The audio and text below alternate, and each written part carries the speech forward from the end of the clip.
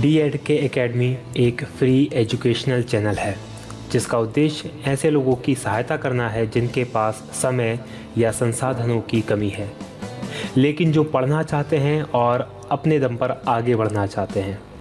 हम ऐसे छात्रों को एक ऐसा मंच प्रदान करना चाहते हैं जहां सभी लोग अपनी पढ़ाई पूरी कर सकें, सशक्त बनें और जीवन में आगे बढ़कर समाज को और बेहतर बना सकें।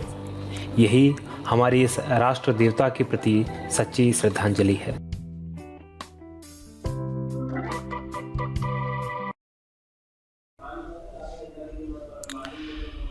साथियों नमस्कार, बहुत स्वागत है आपका DNK एकेडमी में। मैं हूं भगवत दांगी, फाउंडर DNK एकेडमी।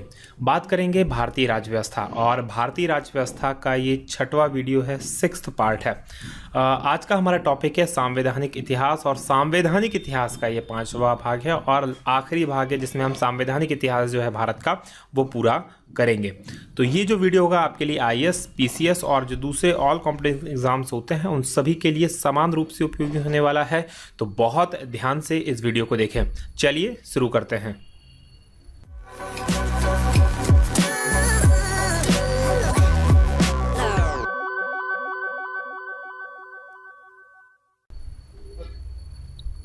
बात करेंगे सबसे पहले, क्योंकि इससे पहले वाले वीडियोस में हम बात कर चुके हैं भारत की कैबिनेट मिशन तक की, कि जो किस तरह से कैबिनेट मिशन भारत में आया और उसने फिर क्या व्यवस्थाएं की और वो एक्सेप्ट हुई और आगे चीज़ें बढ़ी। उसके बाद बात आती है माउंटबेटन योजना की। देखिए कैबिनेट मिशन जो भारत आया था उसके तहत क्या किया गया, पंडित जवाहरलाल नेहरू को अंतरिम सरकार हेतु आमंत्रित किया गया। एक अंतरिम सरकार बनाई। पिछले वीडियो में हमने अंतरिम सरकार भी देखी थी कि उसमें कौन कौन लोग शामिल थे और कौन कौन लोग शामिल नहीं थे।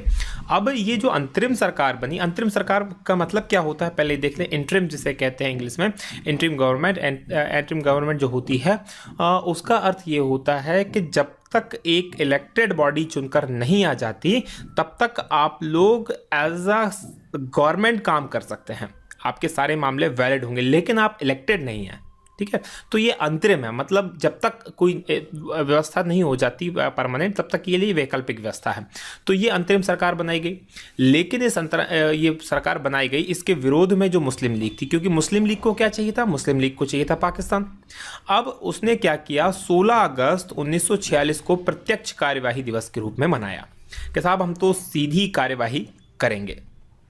ठीक है, तो उससे क्या हुआ कि पूरे देश में क्या हुआ, भीषण दंगे भड़क उठे, राइट्स होने लगे, कम्युनल राइट्स हो गए पूरे देश के अंदर, और खासकर बंगाल वाला एरिया और जो पंजाब वाला एरिया है वो इससे ज़्यादा प्रभावित हुआ।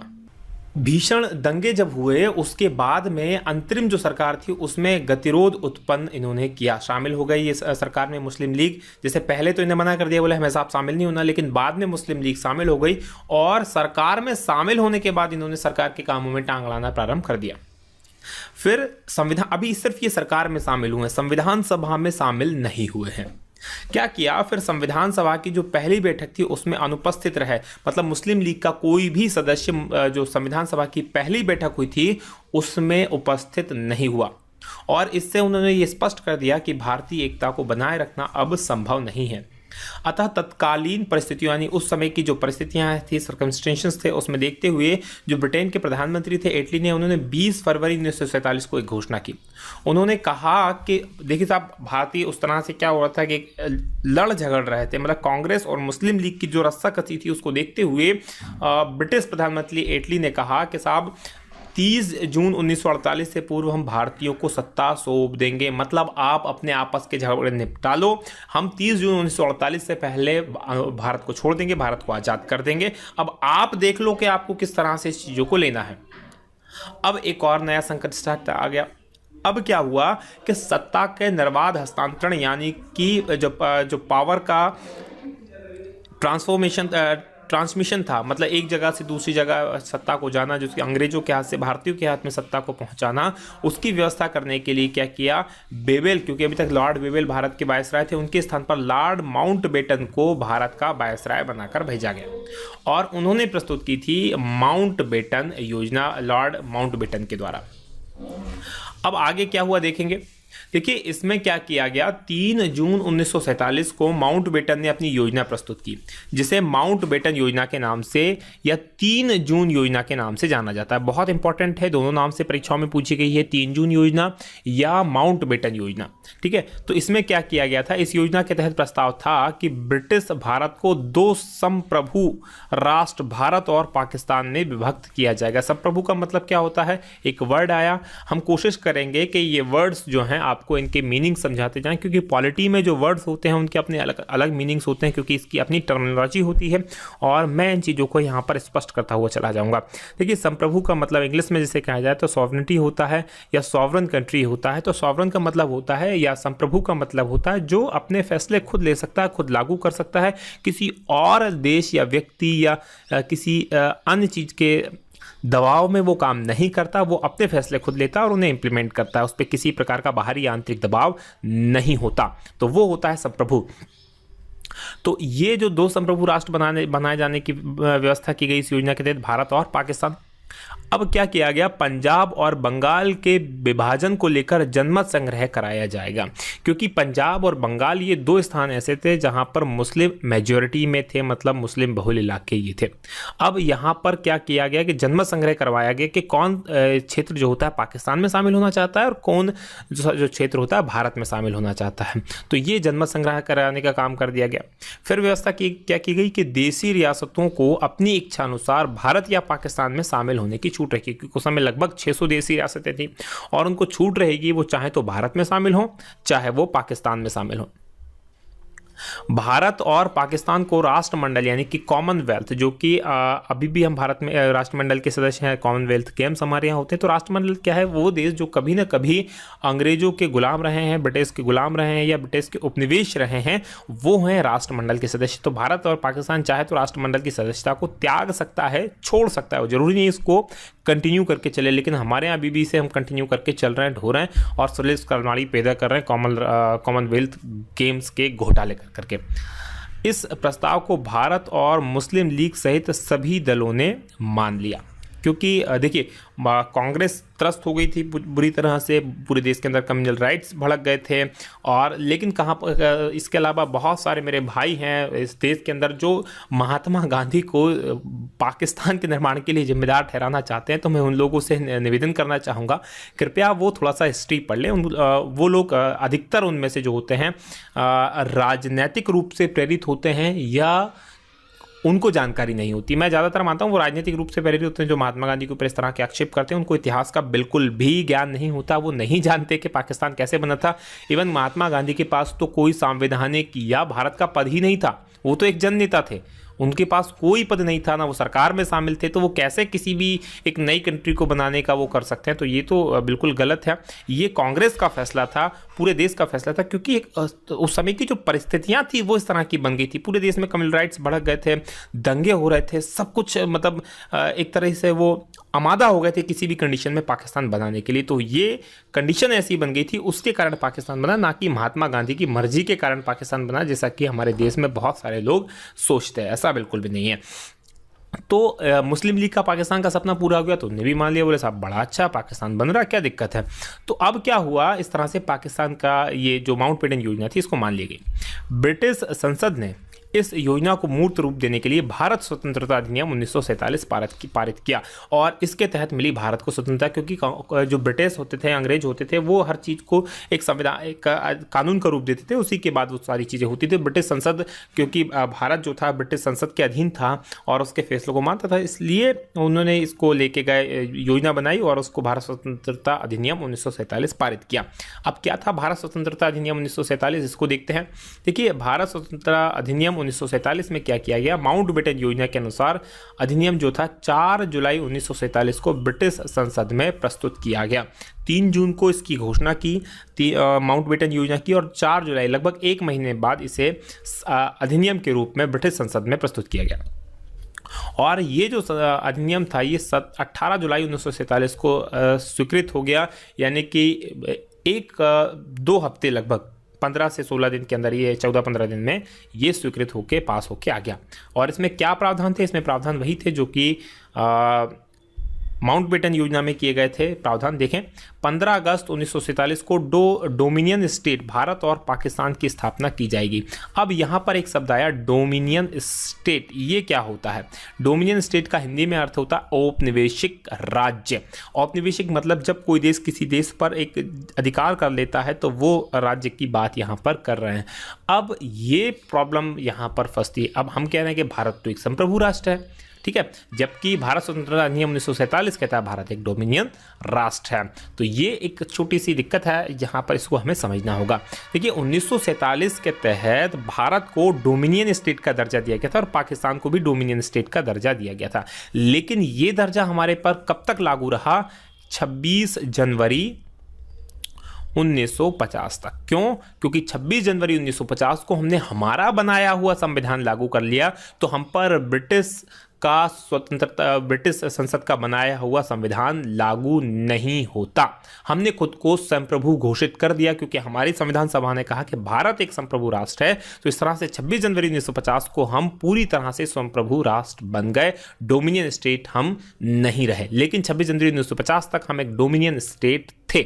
तो ये जो थी, कई बार इसको लेके बहुत सारे लोग कहते हैं कि अभी तो भारत अभी भी ब्रिटिश का गुलाम है और डोमिनियन स्टेट है, भारत को पूर्ण स्वतंत्रता का दर्जा नहीं दिया गया। तो चूंकि हमारी संविधान सभा बनी और संविधान सभा को ही अंतिम रूप से फैसला लेना था, इसलिए भारत जो था डोमिनियन स्टेट से हट गया।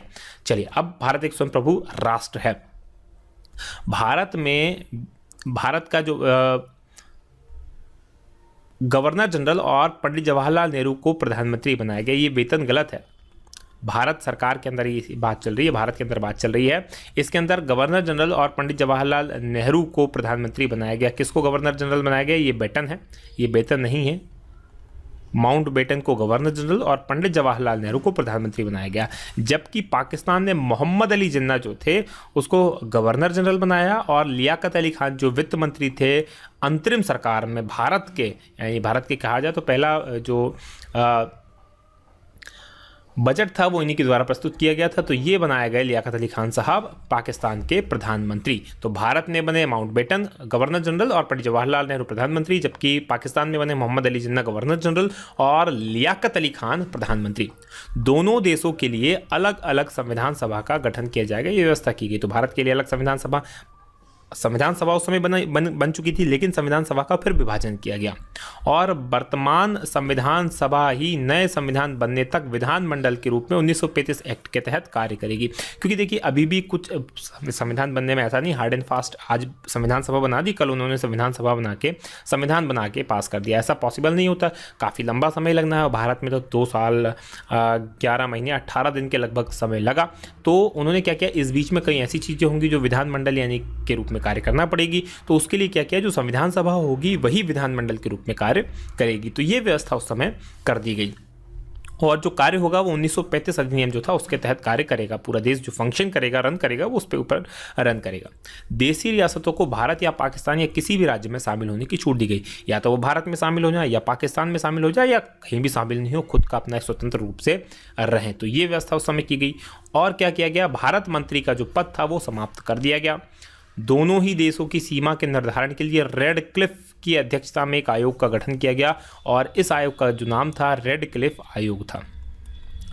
बेसिकली ये रेड क्लिफ महोदय जो थे वो एक वकील थे ब्रिटेन के, जिनको भारत की डेमोग्राफी यानी भारत के यहाँ के बारे में कोई जानकारी नहीं थी। रात में इनको उठाया गया, मॉर्निंग में इससे कहा गया कि भाई साहब भारत चलो, आपको एक सीमा का निर्धारण करना। और कागज़ों पर इन्होंने सीमा का निर्धारण कर दिया, जो आज भी हम भुगत रहे हैं भारत पाकिस्तान के साथ और भारत बांग्लादेश के साथ।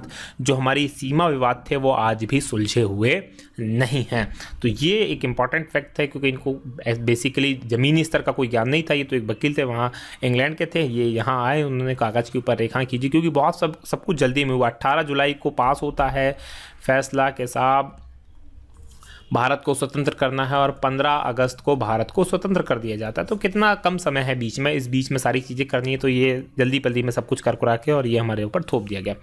फिर क्या किया गया कि पूर्वी बंगाल जो था, बंगाल का पूर्वी हिस्सा, पंजाब का पश्चिमी हिस्सा, सिंध, पश्चिमोत्तर सीमा प्रांत, सिलहट जिला, ये जो थे पाकिस्तान में शामिल हो गए। शेष भाग को भारत में शामिल कर दिया गया। फिर से देख लें, पूर्वी बंगाल जिसे आज हम बांग्लादेश के नाम से जानते हैं, वो पंजाब, ये पंजाब का भी आधा भाग, पूरा पंजाब नहीं, पंजाब का आधा भाग शामिल हो गया। जो पश्चिमी पंजाब था वो सिंध, पश्चिमोत्तर सीमा प्रांत पूरा और असम का सिलहट जिला, यहाँ पर असम लिखना है, असम का सिलहट जिला जो था पाकिस्तान में शामिल हो गया, शेष भाग को भारत में शामिल होना था। इस प्रकार भारतीय स्वतंत्रता अधिनियम जो था 1947 के अनुसार 15 और 14 अगस्त 1947 को पाकिस्तान और भारत नामक दो जो थे नए राष्ट्र बन गए, दो नए देश का निर्माण हो गया। तो इस प्रकार भारत स्वतंत्रता अधिनियम 1947 जो है लागू किया गया। अब स्वतंत्रता के पश्चात जो अंतरिम मंत्रिमंडल था उसमें क्योंकि कुछ फेरबदल हुए, जो लॉर्ड माउंटबेटन थे वो भारत के गवर्नर जनरल नहीं रहे, भारत के नए गवर्नर जनरल बनाए गए, तो फिर उसमें कुछ फेरबदल हुआ। तो उसमें क्या फेरबदल हुआ, तो और जो मुस्लिम लीग थी वो फिर इसमें शामिल नहीं हुई, क्योंकि भारत मुस्लिम लीग के लिए अलग संविधान सभा और अलग देश पूरी तरह से बन गया, तो इसमें कुछ फेरबदल हुए। चक्रवर्ती राजगोपालाचारी जो थे वो अध्यक्ष बनाए गए अंतरिम मंत्रिमंडल के और बनाए गए गवर्नर जनरल बनाए गए चक्रवर्ती राजगोपालाचारी, और ये पहले भारतीय गवर्नर जनरल थे और अंतिम गवर्नर जनरल भी थे। पंडित जवाहरलाल नेहरू को उपाध्यक्ष बनाया गया। प्रधानमंत्री, विदेशी, कॉमनवेल्थ संबंध और वैज्ञानिक शोध, इस मामले के जो विभाग थे वो पंडित जवाहरलाल नेहरू के पास थे। सरदार वल्लभ भाई पटेल के पास थे। गृह विभाग, सूचना एवं प्रसारण मंत्री थे। और डॉक्टर भीमराव अंबेडकर को विधि यानी कि कानून मंत्री बनाया गया। सरदार बलदेव सिंह को रक्षा मंत्री बनाया गया। डॉक्टर राजेंद्र प्रसाद को खाद्य एवं कृषि मंत्री बनाया गया। मौलाना अबुल कलाम आज़ाद को शिक्षा मंत्री बनाया गया। डॉक्टर जान मथाई को रेलवे एवं परिवहन मंत्री बनाया गया। बाबू जगजीवन राम को श्रम मंत्री बनाया गया। CH भाभा को वाणिज्य मंत्री बनाया गया। रफ़ी अहमद किदवई को संचार मंत्री बनाया गया। राजकुमारी अमृता कौर को स्वास्थ्य मंत्री बनाया गया। RK षणमुख चेट्टी को वित्त मंत्री बनाया गया और श्यामा प्रसाद मुखर्जी को उद्योग एवं आपूर्ति मंत्री बनाया गया। साथ में NV गाडगिल साहब जो थे उन्हें कार्य, खनन और ऊर्जा मंत्री बनाया गया। इस तरह से जो भारत का अंतरिम मंत्रिमंडल था वो बना। और इसने कब तक काम किया, जब तक आम चुनाव नहीं हो गए। पहले आम चुनाव 1951 1952 में हुए, उसके बाद कांग्रेस की सरकार भारत के अंदर बनी और पहले जो प्रधानमंत्री बने वो पंडित जवाहरलाल नेहरू इलेक्टेड प्रधानमंत्री भारत के बन गए। तो ये था हमारा भारतीय राज्य व्यवस्था का संवैधानिक इतिहास। आशा है आप लोगों को ये पसंद आया होगा। यदि आपको ये पसंद आया तो इसे आप लाइक करें, शेयर करें और कमेंट करना बिल्कुल ना भूलें कि आपको ये कैसा लग रहा है। मैं डाल रहा हूँ आपके लिए यहाँ पर और वीडियोस, तब तक आप हमारी ये वीडियोस देखें। हम बनाते हैं आपके लिए इसी तरह के और उपयोगी वीडियोस। आप देख रहे थे D&K academy number 1 GK channel. आज की बात हमारी यहीं समाप्त करेंगे। बहुत बहुत धन्यवाद। जय हिंद, जय भारत।